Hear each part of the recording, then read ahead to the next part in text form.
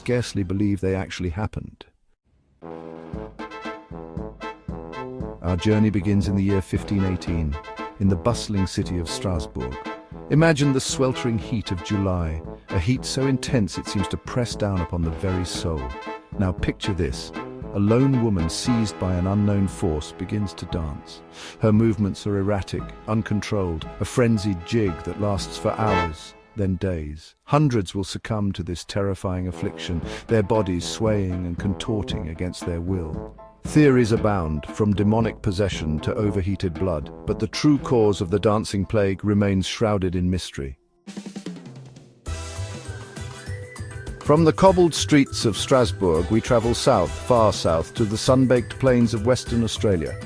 The year is 1932 and Australia is at war, but this is no ordinary conflict, no clash of titans on a blood-soaked battlefield. This, my friends, is a war against emus. It all began with a plague of sorts, a plague of emus, 20,000 strong, descending upon the farmlands, devouring crops and wreaking havoc. The Australian government declared war on the emus, deploying soldiers armed with Lewis guns to combat this feathery foe. What followed was a comedy of errors, ultimately resulting in a humiliating defeat for the Australian army. The emus, it seemed, had emerged victorious. Our next stop takes us to the remote wilderness of Siberia, a land of vast forests and icy plains. The year is 1908, the date June 30th. At precisely 7:17 a.m., a colossal explosion rips through the air, flattening 80 million trees over 2,000 square kilometers. The Tunguska event remains one of the greatest scientific mysteries of all time, a tantalizing enigma that continues to baffle researchers. From the frozen wastelands of Siberia, we journey to the bustling port city of Boston, Massachusetts. It is a cold January day in 1919. In Boston's North End, a towering metal tank filled with 2.3 million gallons of molasses groans under the strain. Suddenly, with a deafening roar, the tank ruptures, unleashing a wave of sticky, viscous death.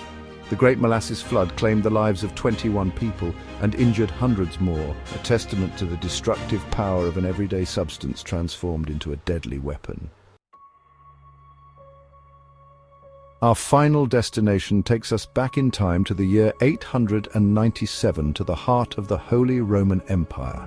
Within the hallowed halls of the Basilica of St. John Lateran in Rome, a most peculiar trial is about to commence. Seated upon the papal throne is Pope Stephen VI, his face contorted in a mask of righteous fury. Before him, propped up on a throne of its own, sits the decaying corpse of his predecessor, Pope Formosus. This is the Cadaver Synod, a macabre spectacle in which a dead pope is put on trial for crimes against the Church. The trial is a farce, a grotesque display of political maneuvering and vengeance. Found guilty by the puppet court, Formosus is stripped of his papal vestments, his fingers severed, and his body tossed into the Tiber River, a gruesome end to a most bizarre chapter in papal history. And so we conclude our journey through the annals of the unbelievable 5 historical events that seem to defy logic, reason, and perhaps even sanity itself. These events may sound too crazy to be true, but they are a testament to the unpredictable and fascinating nature of history.